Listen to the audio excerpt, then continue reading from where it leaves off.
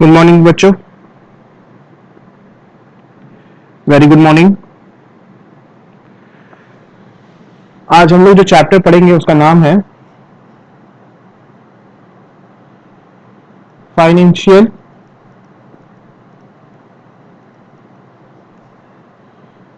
Statement of NPO. NPO का full form होता है हमारा non profit organisation.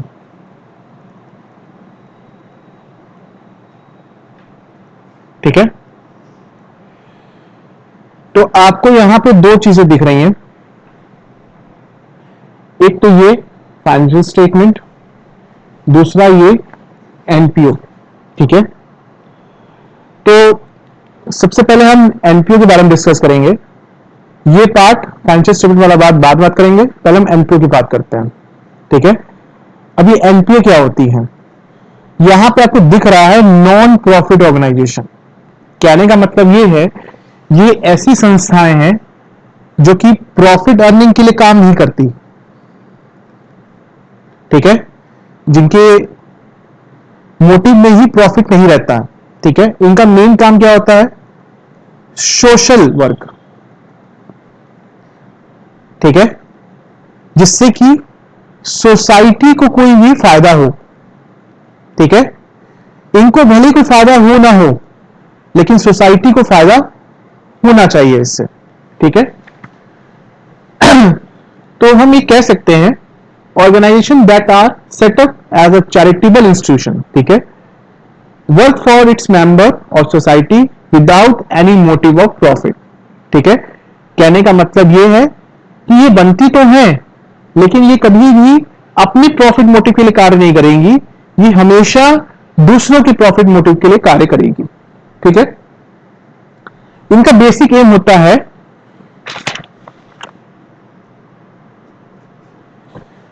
Promotion of arts, या कह सकते हैं एजुकेशन। ठीक है, या कह सकते हैं स्पोर्ट्स। ठीक है, तो मेन इनका पर्पस क्या है? प्रॉफिट मोटिव नहीं है। ठीक है, और दूसरी बात, इनकी इनकम के कुछ सोर्सेज होते हैं अलग। ठीक है, तो जैसे कि इनके सोर्सेज होते हैं लाइक सब्सक्रिप्शन, डोनेशन, ग्रांट्स। ये सब चीजें कि हमने डिस्कस करनी है, लेकिन बाद में बात करेंगे इनकी। तो पहले वो समझिए कि ऑर्गेनाइजेशन कैसी है। ठीक है, ये ऑर्गेनाइजेशन क्या करती है? बेसिकली इनका काम क्या है? सोसाइटी के लिए काम करते हैं ये, और मेन इनका पर्पस है promotion of arts, education and sports. और भी चीजें होती हैं जिसमें प्रॉफिट मोटिव ना हो, तो क्या हो जाएगा? ये नॉन प्रॉफिट ऑर्गेनाइजेशन। ठीक है, दूसरा पार्ट हमारा था फाइनेंशियल स्टेटमेंट। ठीक है, अब फाइनेंशियल स्टेटमेंट आपने क्लास 11th में लास्ट चैप्टर पढ़ा होगा। फाइनेंशियल स्टेटमेंट एक एडजस्टमेंट वाला था, एक फाइनेंशियल स्टेटमेंट नॉर्मल वाला था। ठीक है, उसमें आपने तीन चीजें पढ़ी थी: ट्रेडिंग अकाउंट, पीएल अकाउंट और बैलेंस शीट। ये तीन चीजें आपने पढ़ी थी फाइनेंशियल स्टेटमेंट में। लेकिन यहां और वहां में अंतर क्या है? मतलब कि यहां क्लास 12 में जो आपको नॉन प्रॉफिट ऑर्गेनाइजेशन में पढ़ना है, और जो 11th में जो पढ़ा था आपने ट्रेडिंग अकाउंट, पीएल अकाउंट और पीएल बैलेंस शीट में अंतर क्या है? बेसिक अंतर ये क्या है कि ये जो था हमारा, ये सब कुछ प्रॉफिट मोटिव पे डिपेंड करता है। ठीक है, इनका मेन मकसद क्या है? Profit motive. ठीक है, अगर प्रॉफिट है, तब 11th में हमने जो पढ़ा था कि तभी बिजनेस करते हैं लोग, और प्रॉफिट मोटिव है यहाँ पे पूरी तरह से। ठीक है, लेकिन जो 12th में आपको पढ़ना है नॉन प्रॉफिट ऑर्गेनाइजेशन, इसमें फाइनेंशियल स्टेटमेंट जो भी बनेगा वो सब बिना प्रॉफिट के बनेगा। ठीक है, यहां जो भी अगर इनकम ज्यादा भी होती है तो हम उनको सरप्लस कहेंगे, ना कि प्रॉफिट कहेंगे। ठीक है, पूरा का पूरा सरप्लस भी हम क्या करेंगे? इसी ऑर्गेनाइजेशन के फेवर में काम करेंगे। ठीक है, यूज करेंगे। ठीक, तो आपको बेसिक मतलब समझ में आ गया होगा कि ये चैप्टर का मतलब क्या है, ठीक है। जो आपने क्लास 11th में पढ़ा था वो बिल्कुल प्रॉफिट मोटिव पे था, और जो क्लास 12th में आप पढ़ने जा रहे हैं वो प्योर आपका नॉन प्रॉफिट पर्पस पे बनना है आपको, ठीक है। तो पहले हम चर्चा करते हैं कि नॉन प्रॉफिट ऑर्गेनाइजेशन में फाइनेंशियल स्टेटमेंट कैसे बनेगा, क्या क्या करना होगा चीजें, ठीक है। तो इसके लिए पहले मैं थोड़ा सा इसको रब कर दूं।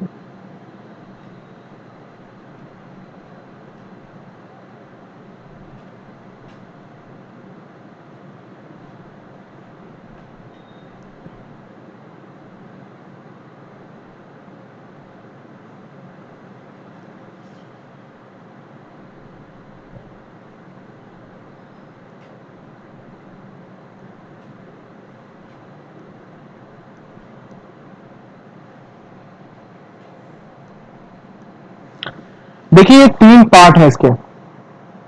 पहला तो है रिसीप्ट एंड पेमेंट अकाउंट, दूसरा है हमारा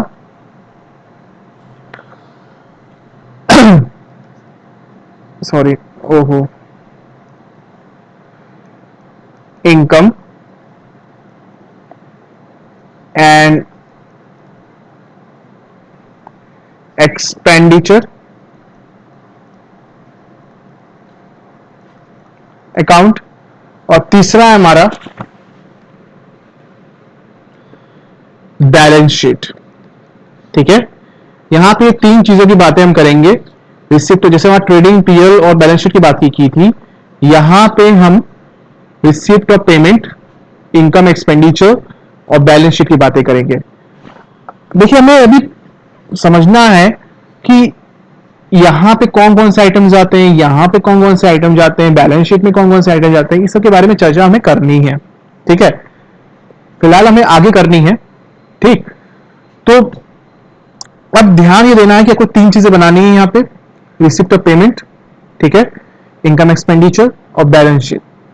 देखिए रिसिप्ट ऑफ पेमेंट प्योरली क्या है, एक रियल अकाउंट है, ठीक है। और रियल अकाउंट में कुछ भी अगर आता है तो डेबिट करेंगे और जाता है तो क्रेडिट करेंगे, ठीक है। रिसिप्ट ऑफ पेमेंट का मतलब यहाँ पे क्या है, कैश का मतलब है यहाँ पे कि कैश आ रही है कि जा रही है। अगर कैश आती है तो डेबिट करेंगे, जाती है तो क्रेडिट करेंगे। इनकम एक्सपेंडिचर प्योरली क्या है, एक नॉमिनल अकाउंट है, ठीक है, जैसे ट्रेडिंग पीएल अकाउंट था। सारे एक्सपेंडिचर आपके डेबिट साइड आएंगे, ठीक है, और सारे इनकम आपके क्रेडिट साइड आएंगे। ये आपको ध्यान रखना है। Income should be credited and expenditure should be debited, ठीक है। तीसरी चीज क्या है हमारी, बैलेंस शीट है। बैलेंस शीट यहां पे ओपनिंग बनेगी, एक क्लोजिंग बनेगी, ठीक है।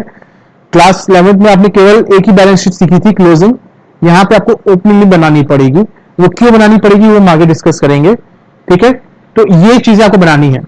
अब हम आइटम को समझना है हमें कि आइटम कैसे जाएंगे इसमें, ठीक है। रिसिप्ट ऑफ पेमेंट में कैसे आइटम जाएंगे, इनकम एक्सपेंडिचर में कैसे आइटम जाएंगे, बैलेंस शीट में कैसे आइटम जाएंगे, इनकी हम चर्चा अभी करेंगे, ठीक है।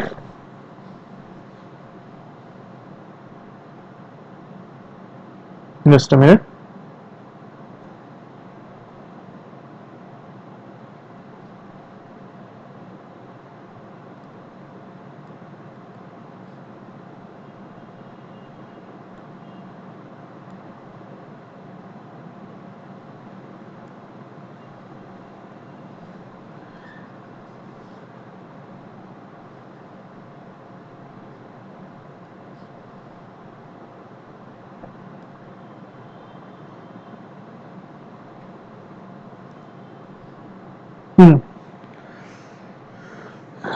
इसको समझने के लिए हमें कौन से आइटम क्या कहां डालने हैं, क्या करना है, इसको समझने के लिए हमें दो चीज समझनी होगी, चार चीजें समझनी होगी। एक है हमारा कैपिटल रिसिप्ट,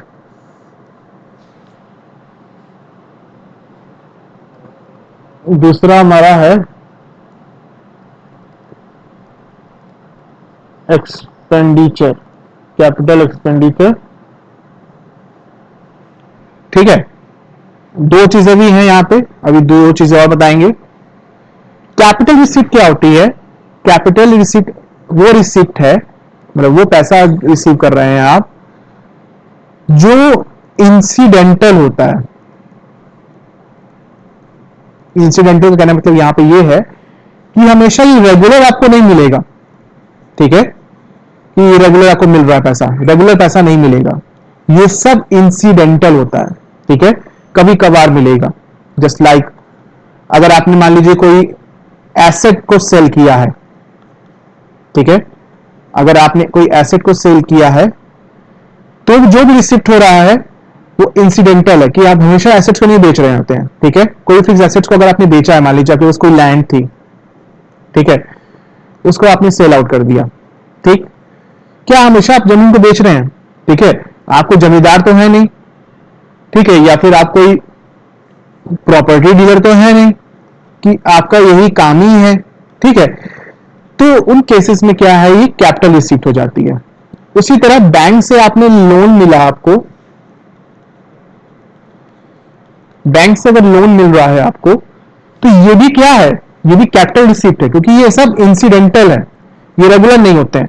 तो ऐसा कोई भी रिसिप्ट जो कि इंसिडेंटल हो, मतलब कभी कभार मिल रहा हो, वो सब क्या है, कैपिटल रिसिप्ट है, ठीक है। समझ रहे हो मेरी बात आप? नेक्स्ट हमारा है कैपिटल एक्सपेंडिचर, ठीक है। कैपिटल एक्सपेंडिचर क्या है? एक्सपेंडिचर तो आप जानते हैं, खर्च, ठीक है। कैपिटल एक्सपेंडिचर मतलब ये है ऐसा खर्च जिसका यूज आप लॉन्ग पीरियड के लिए कर पाए, ठीक है। जब भी आप खर्च ऐसे खर्च कर रहे हैं, जब भी कि वो यूज लॉन्ग पीरियड के लिए कर रहे हैं आप, तो उसे कैपिटल एक्सपेंडिचर कहा जाएगा, ठीक है। जस्ट लाइक अगर आपने कोई जमीन खरीदी है, तो जमीन खरीदी है तो उसको बेचने के लिए नहीं खरीदी है आपने, उस पर कुछ मतलब फैक्ट्री बनानी है, कुछ आपने बिल्डिंग क्रिएट करनी है, तो ये सब लॉन्ग पीरियड के लिए है, जिसका यूज आप लॉन्ग समय तक ले सके, ठीक है। लेकिन कोई ऐसा खर्च जिसका यूज आप एक साल में कर पाओ, या 2-3 में ही आप दिन में आपका यूज हो जाए, या एक ही अकाउंटिंग पीरियड में यूज हो जाए, तो सब एक्सपेंडिचर क्या होता है, अलग एक्सपेंडिचर होता है, तो ठीक है। जैसे कि सैलरी आप पे कर रहे हैं, या फिर रेंट पे कर रहे हैं आप, ये दोनों क्या है, सैलरी अगर आप इस साल की पे किए हैं, तो ऐसा है तो नहीं है कि आपका जो एम्प्लॉय है वो हमेशा आपके लिए काम में लगा रहेगा, आपको उसको हर साल की सैलरी पे करनी पड़ेगी। रेंट है, आपने जिस महीने का पे किया है उसी महीने का रहने के लिए आप एलिजिबल हैं। अगर आपने रेंट नेक्स्ट मंथ का या अगले मंथ का नहीं पे किया है, तो वो सब आप एलिजिबल नहीं होंगे, ठीक है। तो ये एक्सपेंडिचर क्या है, जिसका यूज आप लॉन्ग समय तक कर पाएंगे, ठीक है। इसके एग्जाम्पल आप ले सकते हैं, ठीक है। जैसे कि हमारा है, कोई भी हमने फिक्स एसेट खरीदी है, कोई भी फिक्स एसेट्स क्या होती हैं, जिसका यूज हम लंबे समय तक करते हैं, ठीक है, plant and machinery and all that, ठीक। तो कैपिटल रिसिप्ट और कैपिटल एक्सपेंडिचर का मतलब समझ में आ गया होगा। कैपिटल रिसिप्ट वो रिसिप्ट है जो वो पैसे मिल रहे हैं जिसमें कि आप यूज लॉन्ग पीरियड के लिए कर पाए, ठीक है, या लॉन्ग ऐसा पैसा जो कि इंसिडेंटल मिला हो, ठीक है। इंसिडेंटल का मतलब क्या है कि कभी कभार मिल रहा हो, ठीक है, और अचानक मिला हो, ठीक। दूसरी बात क्या है कैपिटल एक्सपेंडिचर की? कैपिटल एक्सपेंडिचर ऐसा खर्च है जिसका यूज आप लॉन्ग पीरियड कर पाए, बस यही दो चीजें जज करनी है आपको, ठीक है। कैपिटल एक्सपेंडिचर से जज हो जाएगा, बाकी हम इसका यूज कैसे करना है वो आगे बात करेंगे, ठीक है। बेसिक अंतर समझ लीजिए, क्लास 11 में काफी अच्छा एक्सप्लेन किया है मैंने, आपको सिंपल सा बता दिया है पॉइंट, कि आपको बस चेक ये करना है, ठीक है। बाकी बहुत से पॉइंट्स होते हैं कैपिटल एक्सपेंडिचर को समझने के, बस आप इन दोनों चीज को ध्यान रखिएगा, एक है इंसिडेंटल, दूसरा है लॉन्ग पीरियड, ठीक है। अगर आप कोई खर्च करते हैं जिसका यूज आप लॉन्ग पीरियड तक कर पाएंगे, तो वो सब कैपिटल एक्सपेंडिचर में आएगा। अगर कैपिटल रिसिप्ट है वो इंसिडेंटल है, जो कि रेगुलर नहीं है, that is bill with capital receipt, ठीक है। अब हम बात करते हैं रेवेन्यू रिसिप्ट की और रेवेन्यू एक्सपेंडिचर की, ठीक है। Wait for minute.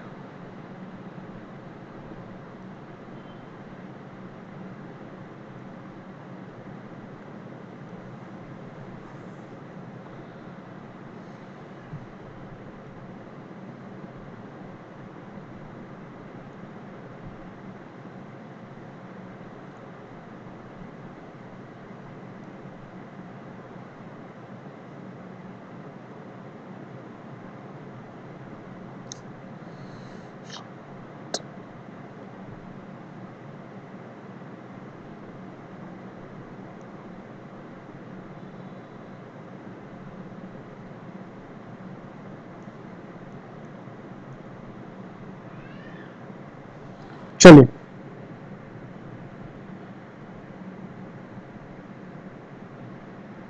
अब हम बात करते हैं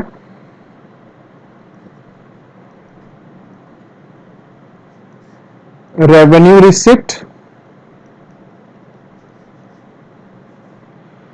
और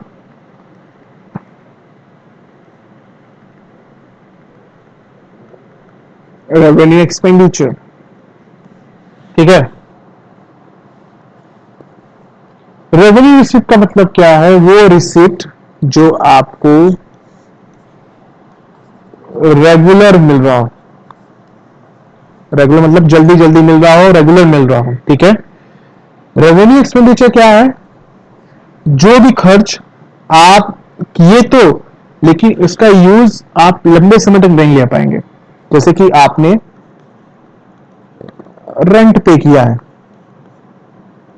आप इसका इस्तेमाल लॉन्ग पीरियड के लिए तो नहीं कर पाएंगे। ठीक है, मान लीजिए आपने बिल्डिंग खरीदी है, आपने कोई, एक मिनट सॉरी,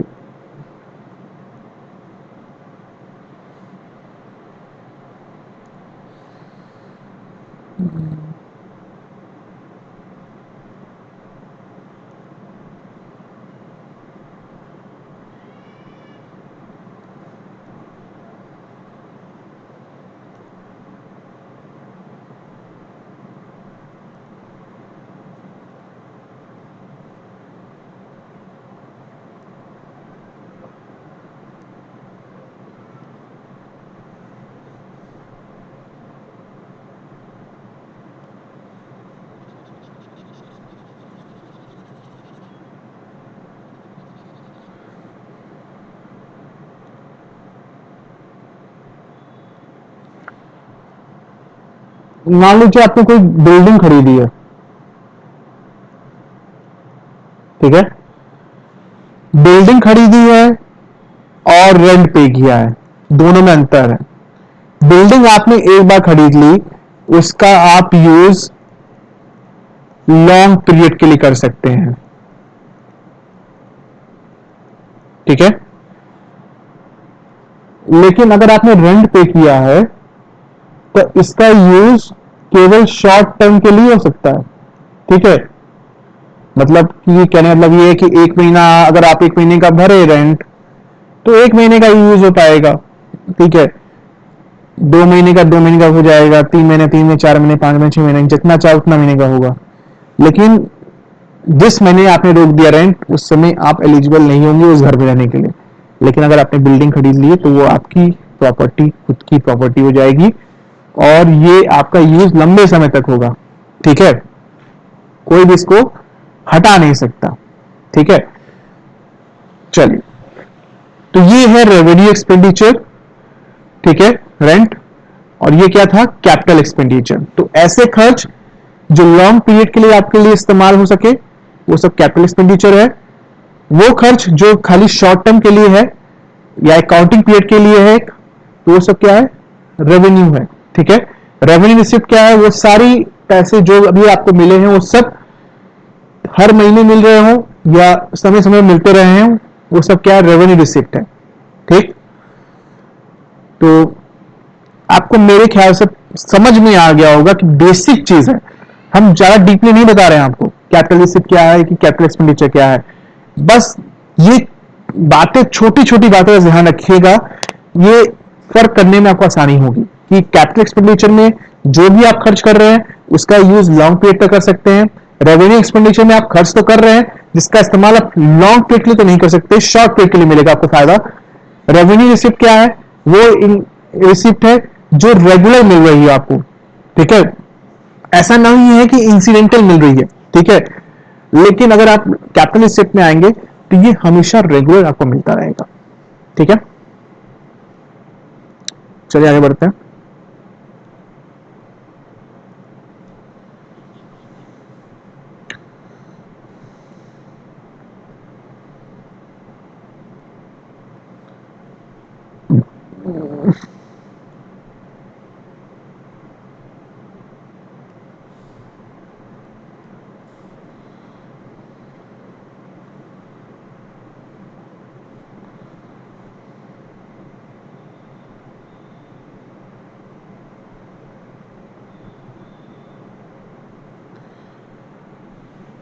चलिए अब हम आगे बढ़ते हैं। हमारा नेक्स्ट टॉपिक है आइटम्स के बारे में पढ़ेंगे कि कौन से आइटम कहां जाएंगे, ठीक है। तो हम लोग वापस बैक में आते हैं, ठीक है। वापस बैक में कहां आएंगे? पहले हम बात करते हैं रिसिप्ट और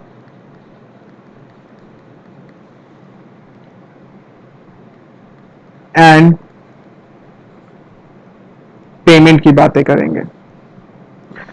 अब एक चीज समझ लीजिए, किसी भी तरह का कैपिटल रिसिप्ट हो,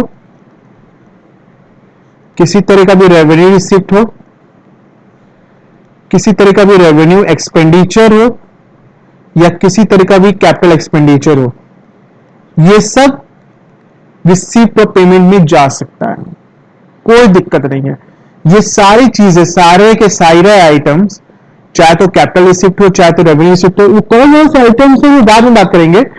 आप बस इतना जानिए कि रिसिप्ट और पेमेंट में चाहे तो वो कैपिटल रिसिप्ट हो, चाहे तो वो रेवेन्यू रिसिप्ट हो, चाहे तो वो आपका रेवेन्यू एक्सपेंडिचर हो, चाहे तो रेवेन्यू कैपिटल रिसिप्ट हो, वो सब जा सकता है, ठीक है।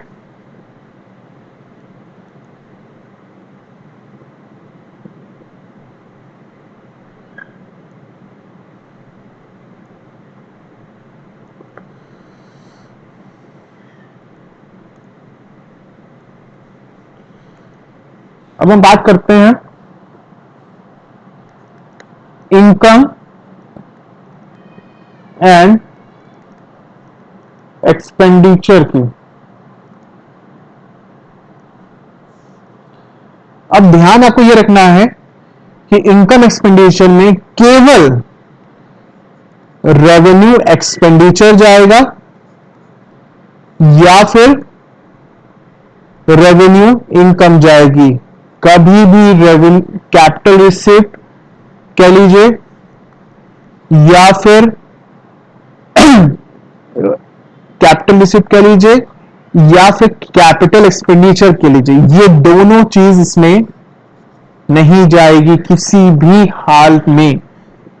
केवल रेवेन्यू एक्सपेंडिचर और रेवेन्यू इनकम मैंने डिस्कस कर लिया है। रेवेन्यू एक्सपेंडिचर क्या है और इस रेवेन्यू इनकम क्या है। रेवेन्यू एक्सपेंडिचर वो खर्चा है जो आप रेगुलर कर रहे हो और जिसका यूज आप लॉन्ग पीरियड के लिए नहीं ले पाए। रेवेन्यू इनकम क्या है? आपको रेगुलर मिल रही हो और ये हमेशा मिल रही होती है, इंसिडेंटल नहीं होती है, ठीक है। तीसरा हमारा है बैलेंस शीट।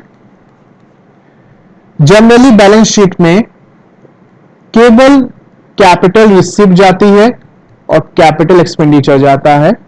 कभी भी आपका रेवेन्यू रिसिप्ट या रेवेन्यू एक्सपेंडिचर इसमें नहीं जाता। ये सब चीजें आपको ध्यान में रखनी होंगी। बेसिकली क्वेश्चंस में आपको रिसिप्ट और पेमेंट तो जनरली दिया ही रहता है, ठीक है। अगर ना भी दिया हो तो ये चीज आपको ध्यान रखनी कि चारों चीज आ सकती है, ठीक है। इनकम एक्सपेंडिचर में ध्यान नहीं रखना है, केवल रेवेन्यू एक्सपेंडिचर रेवेन्यू इनकम जाएगी। बैलेंस शीट में क्या ध्यान रखना है? चाहे तो वो ओपनिंग हो चाहे तो क्लोजिंग हो, कैपिटल रिसिप्ट और कैपिटल एक्सपेंडिचर जाएगा, बस और कुछ नहीं जा सकता, ठीक है। आइटम्स कौन कौन से हैं वही में बातें करेंगे, ठीक है।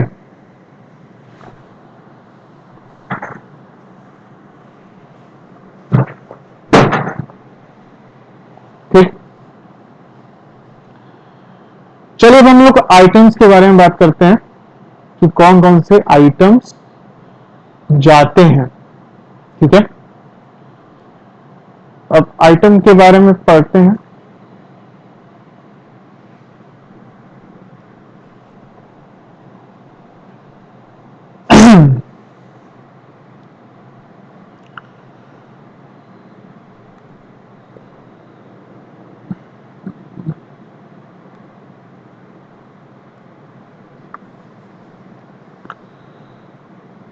चलिए,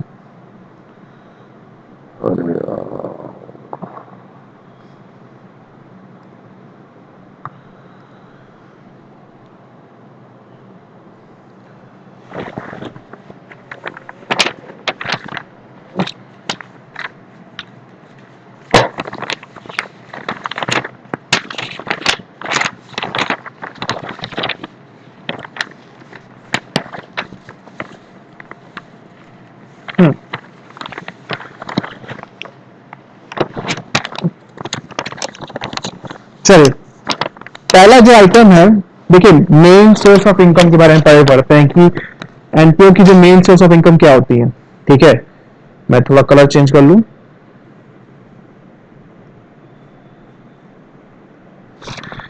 पहला है सब्सक्रिप्शन।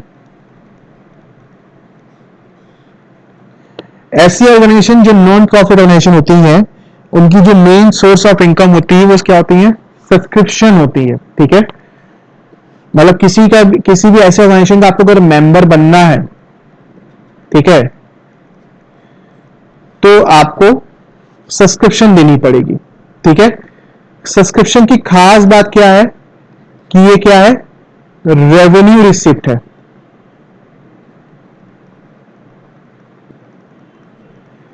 रेवेन्यू रिसिप्ट मतलब क्या है कि ये आपको रेगुलर मिलेगी।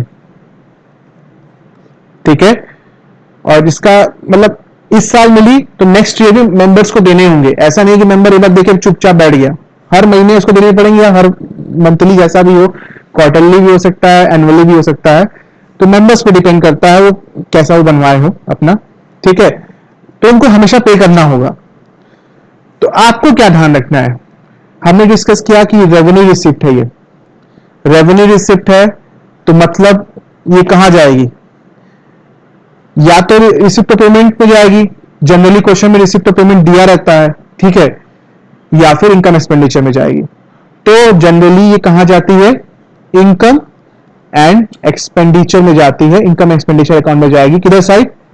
ये आपकी इनकम है तो ये किधर जाएगी? इनकम साइड, क्योंकि ये रेवेन्यू रिसिप्ट है। ठीक है, इससे रिलेटेड और भी आइटम्स हैं, जैसे कि एक है आउटस्टैंडिंग सब्सक्रिप्शन। आउटस्टैंडिंग सब्सक्रिप्शन का मतलब होता है वो सब्सक्रिप्शन जो अभी मिला नहीं है, मिलेगा। ठीक है, फ्यूचर में, मतलब कि अगर किसी को देने थे आपको 5,000 रुपए और उसको देने का समय आ गया है लेकिन उसने दिया नहीं है आपको, तो ये क्या है? आपको आउटस्टैंडिंग है। आउटस्टैंडिंग को हम कई जगह एरियर भी लिखा रहता है। ठीक है, तो आप लोग कंफ्यूज मत होइएगा, एरियर भी बोला जा सकता है। कई बार एडवांस भी मिलता है। ठीक है, एडवांस सब्सक्रिप्शन भी होता है, मतलब कि समय से पहले मिल गया। ये सब की बातें बाद में करेंगे हम, जब क्वेश्चंस में करेंगे तब। ठीक है, अभी मैं खाली एक आपको बता दे रहा हूं कि सब्सक्रिप्शन होता क्या है। ठीक है, और जाता कहां है? जाता इनकम एक्सपेंडिचर में जाता है, लेकिन इसकी जो आइटम्स है, एरियर्स और ये एडवांस, ये अलग अलग जगह जाते हैं। ये आपको तब जब मैं कराऊंगा क्वेश्चन, जब सब्सक्रिप्शन के जो क्वेश्चन हैं जब मैं कराऊंगा तब आपको मैं समझाऊंगा। ठीक है, अभी समझिए सब्सक्रिप्शन होता क्या है। नेक्स्ट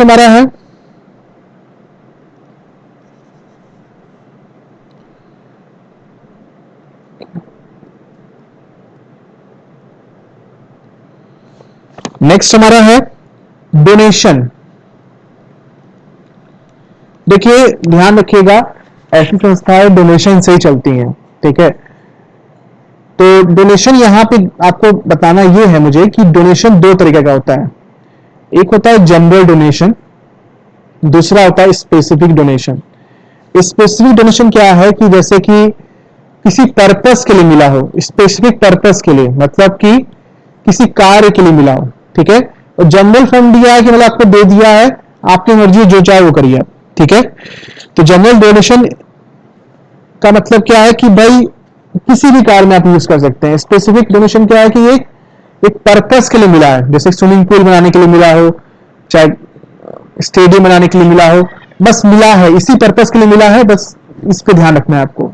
और जनरल डोनेशन में क्या है कि सब सारी चीजें आ जाती हैं इसमें। आपको क्या ध्यान रखना है कि हमेशा जनरल डोनेशन को रेवेन्यू रिसिप्ट आप मानेंगे। रेवेन्यू रिसिप्ट मानेंगे मतलब कि ये रेवेन्यू इनकम है, और रेवेन्यू इनकम या तो रिसिप्ट पेमेंट में जाएगी या तो इनकम एक्सपेंडिचर में जाएगी। जनरली रिसिप्ट पेमेंट आपके क्वेश्चन में दिया रहता है, तो ये जाएगी कहां, इनकम में, इनकम साइड में जाएगी, ठीक है। अब स्पेसिफिक की बात करते हैं। स्पेसिफिक क्या है, कैपिटल रिसिप्ट है, ठीक है। तो ये कहां जाएगी, या तो जाएगी रिसिप्ट पेमेंट में, जनरली वो दिया रहता है, या तो बैलेंस शीट में। तो बैलेंस शीट में आप डाल दीजिएगा। कहां कब क्या डालना है, ये सब बातें बाद में होंगी, ठीक है। आप बस इतना समझिए कि ये कैपिटल रिसिप्ट में जाएगी। और जनरली कैपिटल रिसिप्ट तो सारा का सारा आपका लायबिलिटी ही साइड जाता है बैलेंस शीट के, ठीक है, मुझे बताने की जरूरत नहीं है। चलिए बता देता हूं, कैपिटल रिसिप्ट हमेशा लायबिलिटी साइड, कैपिटल एक्सपेंडिचर हमेशा एसेट साइड, ठीक है। दूसरा चीज हमारा है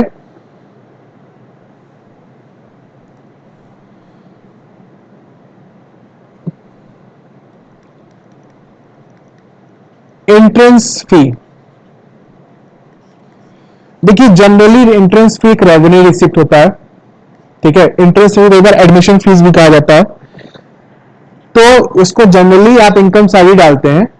लेकिन कई बार क्वेश्चन में कई बार पुट ऑन हो जाता है चीजें कि ये इसको कैपिटल मानना है, या इसको इसका 50% आपको कैपिटल मानना है, या 20% इसका कैपिटल मानना है।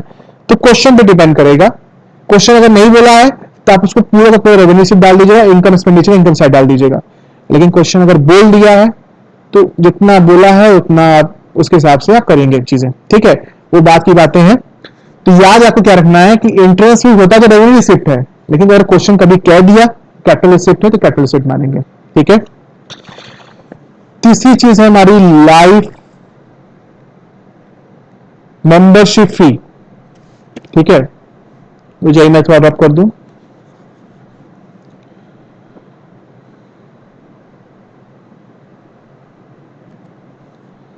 लाइफ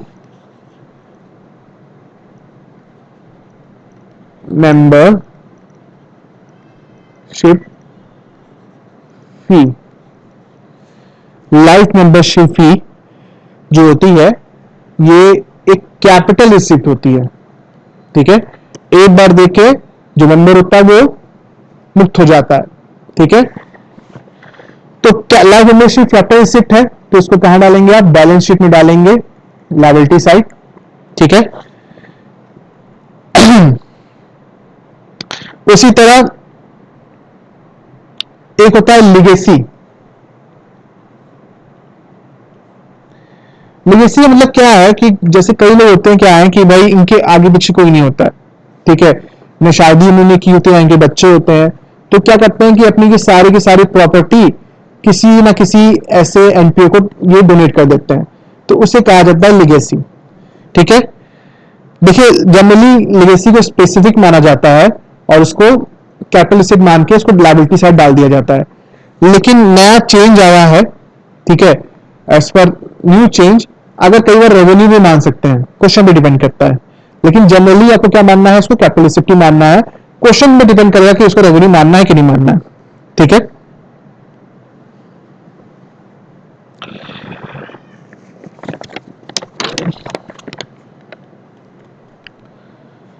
उसी तरह एक और होता है ग्रांट।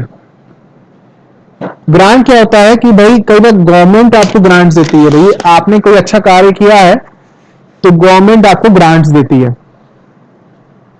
ग्रांट्स, ठीक है। देखिए अगर जनरल ग्रांट्स मिले हैं, जनरल ग्रांट्स मतलब कि स्पेसिफिक नहीं, किसी पर्पस के लिए नहीं मिला है, तो उसको आप इनकम में डाल देंगे रेवेन्यू रिसिप्ट के हिसाब से, ठीक है। लेकिन अगर स्पेसिफिक ग्रांट है तो उसको आपको लायबिलिटी साइड मानना पड़ेगा, कैपिटल रिसिप्ट डालना होगा। ठीक है, इसी तरह स्पोर्ट्स फंड होता है, प्राइज फंड होता है, टूर्नामेंट फंड होता है, ये सब जो फंड्स होते हैं ना, स्पेसिफिक फंड है, ये सब आपका कैपिटल रिसिप्ट होता है और इसको बैलेंस शीट में आप डालते हैं। ठीक है,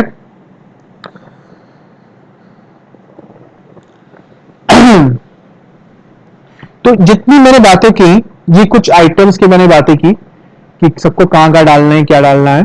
ठीक है, बेसिकली समझ में कब आती है, जब हम क्वेश्चंस पे आते हैं, जब क्वेश्चंस पुट ऑन होते हैं। ठीक है, ये तो बेसिक आपने क्राइटेरिया समझ लिया कि कहां क्या चीज डालनी होती है। क्राइटेरिया ये है कि आपको समझना क्या है कि रेवेन्यू रिसिप्ट क्या है, रेवेन्यू एक्सपेंडिचर क्या है, कैपिटल एक्सपेंडिचर क्या है, कैपिटल इनकम क्या है, ये सब क्या है आपको समझना होगा। ठीक है,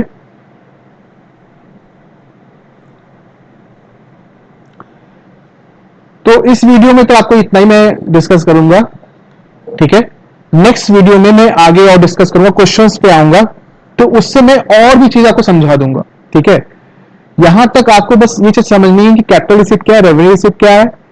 ठीक है, रेवेन्यू एक्सपेंडिचर क्या है, कैपिटल एक्सपेंडिचर क्या है, इनकम एक्सपेंडिचर क्या है, रिसिप्ट पेमेंट क्या है, और बैलेंस शीट में क्या क्या चीजें जाएंगी, ये सब समझने हैं। और ये जो मैंने 4-5 आइटम्स बताए हैं, आइटम्स बहुत सारे हैं, लेकिन धीरे धीरे चीजें आती रहेंगी, बताते जाऊंगा। ठीक है, तो ये 4-5 बेसिक आइटम्स हैं।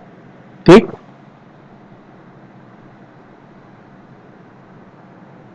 Thank you.